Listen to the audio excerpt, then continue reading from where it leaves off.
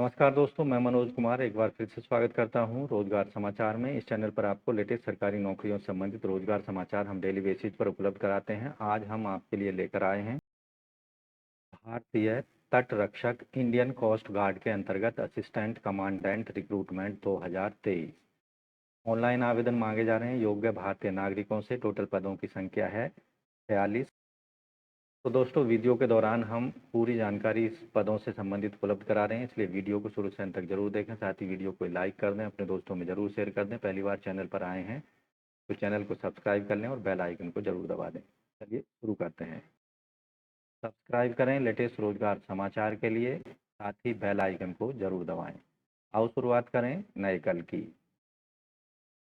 दोस्तों, हम पहुंच चुके हैं इंडियन कोस्ट गार्ड की वेबसाइट joinindiancoastguard.gov.in पर। यहां आप देखेंगे न्यू इवेंट में नई वेबसाइट का एक लिंक दिया गया है। इस पर आपको क्लिक करना है, जिससे आप इस वेबसाइट पर यहां पहुंच जाते हैं। यहां आप देखेंगे 3 ऑप्शंस यहां दिए गए हैं, ऑफिसर्स 2/2024 और ऑफिसर्स 1/2024। तो हमें क्लिक करना है पहले ऑप्शन पर 2/2024 पर। यहाँ संबंधित एडवर्टाइजमेंट आपको दिख जाएगा, एडवर्टाइजमेंट फॉर CG कैट 2/2024। इस पर क्लिक करेंगे तो आपके सामने कुछ इस तरह का एडवर्टाइजमेंट ओपन हो जाता है। Join Indian navy, join Indian coast guard, assistant commandant, general duty, technical engineering, electrical and electronics and law for 2/2024 batch. Application will accepted, केवल ऑनलाइन मोड में एक्सेप्ट की जाएंगी 1 सितंबर से,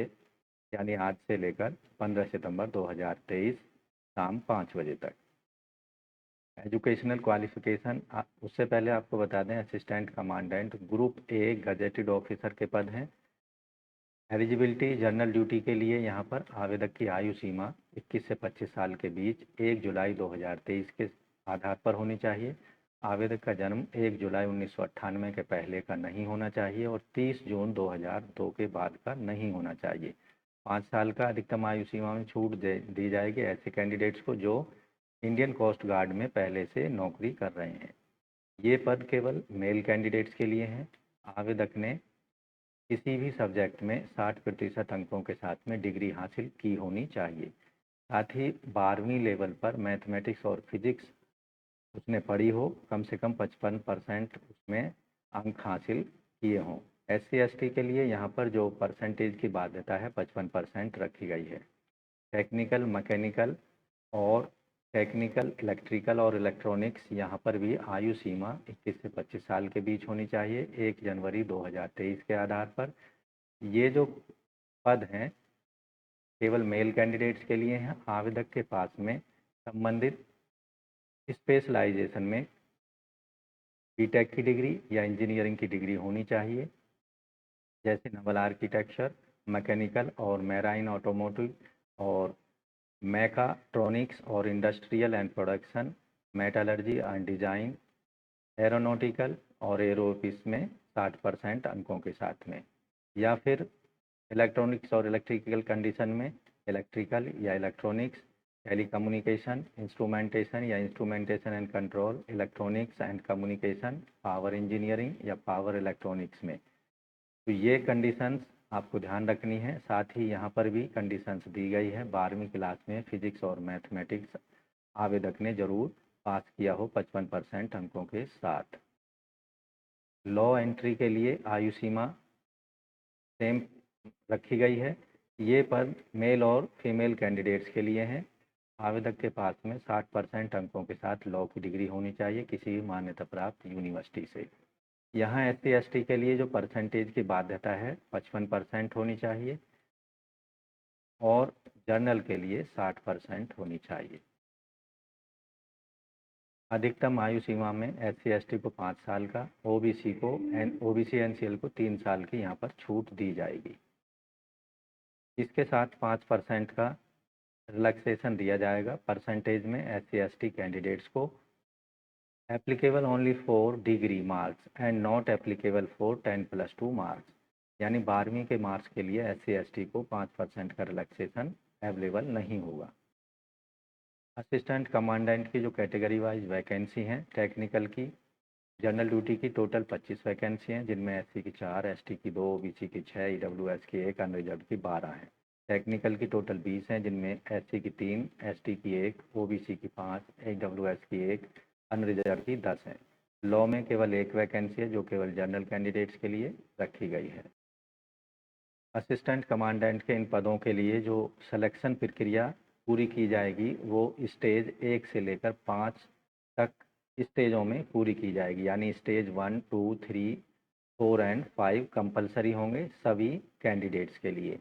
स्टेज 1 में एक कंप्यूटर आधारित objective type multiple choice question का 100 question पूछे जाएंगे। इसमें हर सही उत्तर के लिए 4 मार्क्स दिए जाएंगे और हर गलत उत्तर के लिए 1 नेगेटिव मार्क काट लिया जाएगा। यहाँ ड्यूरेशन जो होगी प्रिलिमिनरी एग्जामिनेशन की स्टेज फर्स्ट में 2 घंटे का समय मिलेगा, जिसकी जो स्ट्रक्चर है इसमें 4 सेक्शन होंगे।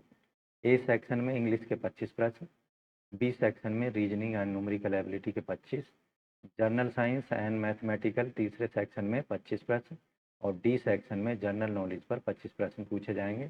टोटल निर्धारित अंक होंगे यहाँ पर 400 और टोटल समय मिलेगा 2 घंटे का।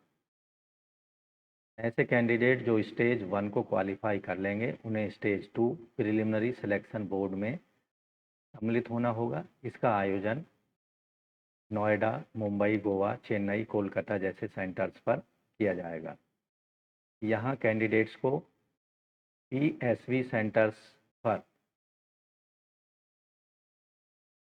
किस सेंटर पर एग्ज़ाम के लिए जाना है उसका सिलेक्शन ऑनलाइन एप्लीकेशन फॉर्म भरते समय आपको ऑप्शन देना होगा। Candidate will screen through computerised cognitive battery test and picture perception and discussion test.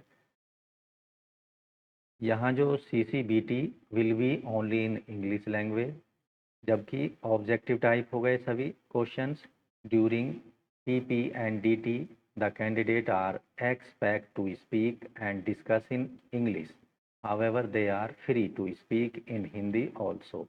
In stage second, examination is only qualifying nature. Either it is pass or fail. ऐसे candidate जो stage second को qualify कर लेंगे उन्हें stage second के लिए intimation दी जाएगी stage second के एग्जामिनेशन के दौरान रेस्पेक्टिव एग्जामिनेशन सेंटर्स पर या फिर उनकी पर्सनल लॉगिन आईडी के द्वारा। स्टेज थर्ड जो होगा यानी FSB वो कंडक्ट कराया जाएगा कोस्ट गार्ड सिलेक्शन बोर्ड जो कि नोएडा में लोकेटेड है। इसका जो टाइम होगा 5 दिनों का होगा। Candidate are subjected to psychological test. इस दौरान psychological test, group task, interview, personality test लिया जाएगा। ऐसे कैंडिडेट जो कि स्टेज थर्ड को क्वालिफाई कर लेंगे उन्हें स्टेज 4 में मेडिकल एग्जामिनेशन के लिए बुलाया जाएगा। Medical examination base hospital new Delhi में कंडक्ट कराया जाएगा। स्टेज 5 जो होगा वो इंडक्शन टाइप का होगा। सभी ऐसे कैंडिडेट जो कि स्टेज 1 से स्टेज 4 तक को क्वालिफाई कर लेंगे उन्हें stand in all India merit list में जगह दी जाएगी and they will be provisionally selected for training and will be required to report at INA Izhimala for naval orientation course as per the instructions. All India merit list will be based on the combined marks from stage 1, stage 3rd. Candidate reporting at INA Izhimala for training will first undergo photo and biometric verification. तो इस तरह से assistant commandant के general duty और technical और law cadre के लिए चयन किया जाएगा। यहाँ कुछ महत्वपूर्ण डॉक्यूमेंट्स जो ऑनलाइन एप्लीकेशन फॉर्म भरते समय आपको अपलोड करने हैं। स्टेज फर्स्ट से पहले आपको जो दिए गए डॉक्यूमेंट्स हैं उनको ऑनलाइन अपलोड करना होगा। स्टेज सेकंड के लिए भी आपको दिए गए डॉक्यूमेंट्स को ऑनलाइन मोड में अपलोड करना होगा और अन्य इंस्ट्रक्शंस या डॉक्यूमेंट अपलोड करने से संबंधित दी गई हैं। जैसे सभी जो डॉक्यूमेंट्स हैं जैसे फ़ोटो, थंब, सिग्नेचर, ये सभी JPG फॉर्मेट में 100 KB तक यानी 10 से 100 KB तक साइज़ में अपलोड कर सकते हैं। जबकि अन्य जो डॉक्यूमेंट्स हैं एजुकेशनल डॉक्यूमेंट 50 से 150 KB साइज़ में अपलोड किए जा सकते हैं। अब बात करते हैं एग्जामिनेशन फ़ीस की। तो SC ST कैंडिडेट को छोड़कर अन्य सभी कैंडिडेट जैसे अनरिजर्व EWS OBC को 250 रुपये फ़ीस पेमेंट करनी होगी, केवल ऑनलाइन मोड में credit card, debit card, net banking, UPI के माध्यम से। टेंटेटिव शेड्यूल जो होगा एग्जामिनेशन और डाउनलोडिंग एडमिट कार्ड से संबंधित कुछ इस तरह से है। General duty, technical engineering and technical electrical और लॉ कैडर के लिए स्टेज 1 में दिसंबर 2023 में डाउनलोड कर सकते हैं और एग्ज़ाम भी दिसंबर 2023 में आयोजित होगा। स्टेज 2 के लिए जनवरी 2024, स्टेज 3 के लिए जनवरी से लेकर अप्रैल 2024 के बीच ये एग्ज़ाम कंडक्ट कराया जाएगा और एडमिट कार्ड अवेलेबल होंगे। और स्टेज 4 के लिए जो होगा जनवरी से लेकर मई 2024 के बीच में, स्टेज 5 जो होगा मिड जून 2024 के आसपास इसे कंडक्ट कराया जाएगा और फाइनली सिलेक्शन की जो घोषणा है कैंडिडेट्स को दी जाएगी। दोस्तों, असिस्टेंट कमांडेंट के पदों के लिए जो जनरल ड्यूटी या टेक्निकल के लिए अधिकतम ऊंचाई यहाँ 157 सेंटीमीटर रखी गई है। हिल एरियाज के लिए सेंट्रल गवर्नमेंट रेगुलेशंस के अकॉर्डिंग ऊंचाई में छूट दी जाएगी। आयु वेट जो है यहाँ पर हाइट के प्रोपोर्शनल ±10% एक्सेप्टेबल होगा। चेस्ट कम से कम 5 सेंटीमीटर फुलाव होना ज़रूरी है। आइज़ की कंडीशंस यहाँ आप देख सकते हैं 6/6 होनी चाहिए। असिस्टेंट कमांडेंट के इन पदों से संबंधित जो फाइनल मेरिट लिस्ट है वो अपलोड कर दी जाएगी कोस्ट गार्ड रिक्रूटमेंट वेबसाइट पर मई 2024 तक। और इनकी जो ट्रेनिंग है सेलेक्टेड कैंडिडेट्स की at INA Ezhimala schedule commenced in mid June 2024, यानी जून 2024 में इनकी ट्रेनिंग शुरू कर दी जाएगी। असिस्टेंट कमांडेंट के इन पदों के लिए आवेदन कर सकते हैं 1 सितंबर से लेकर 15 सितंबर 2023 के बीच में joinindiancoastguard.cdac.in की वेबसाइट पर जाकर। जैसा कि आप देख रहे हैं यहाँ पर आपको जाना है। यहाँ online registration for assistant commandant 2/2024 batch will be available. आज से ये स्टार्ट हो गए हैं 11 बजे से। यहाँ क्लिक कर देना है। यहाँ आप देखेंगे रजिस्ट्रेशन वाला पेज आपके सामने ओपन हो चुका है। Here register to create account, यहाँ पर आपको क्लिक करना है। यहाँ आवेदक का नाम देना होगा।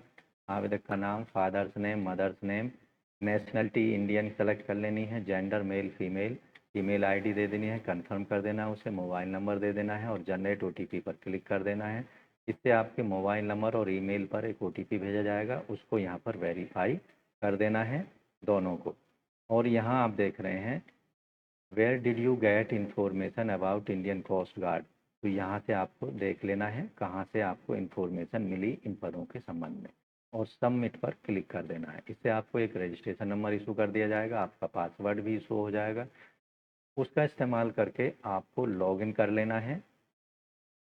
यहाँ आप देखेंगे इसका इस्तेमाल करके ईमेल आईडी डालेंगे, पासवर्ड डालेंगे और दिए गए कैप्चा को यहाँ भर देंगे और साइन इन पर क्लिक कर देंगे। इससे आपके सामने डिटेल एप्लीकेशन फॉर्म आ जाएगा। उस डिटेल एप्लीकेशन फॉर्म में मांगी गई सभी जानकारियों को उपलब्ध करा देना है। फ़ोटो, सिग्नेचर, थंब इम्प्रेशन को अपलोड कर देना है। मांगे गए डॉक्यूमेंट्स को अपलोड कर देना है। इसके साथ साथ आपको फ़ीस पेमेंट कर देनी है 15 सितंबर 2023 से पहले। तो इस तरह से दोस्तों भारतीय तट रक्षक इंडियन कोस्ट गार्ड के अंतर्गत असिस्टेंट कमांडेंट ग्रुप A के पदों के लिए आप आवेदन कर सकते हैं 15 सितंबर 2023 तक। तो इस तरह से दोस्तों इंडियन कोस्ट गार्ड के अंतर्गत आप असिस्टेंट कमांडेंट के पदों के लिए आवेदन कर सकते हैं 15 सितंबर तक। तो आज की वीडियो में बस इतना ही। आशा करते हैं दी गई जानकारी आपको अच्छी लगी होगी और आपकी काम की साबित होगी। इसलिए वीडियो को अभी एक लाइक कर दें, अपने दोस्तों में ज़रूर शेयर कर दें। पहली बार चैनल पर आए हैं तो लेटेस्ट रोजगार समाचार डेली हिंदी में प्राप्त करने के लिए सब्सक्राइब कर लें और बेल आइकन को जरूर दबा दें। मिलते हैं लेटेस्ट रोजगार समाचार लिए नई वीडियो में, तब तक के लिए धन्यवाद। आपका दिन शुभ हो। सब्सक्राइब करें लेटेस्ट रोजगार समाचार के लिए, साथ ही बेल आइकन को जरूर दबाएं।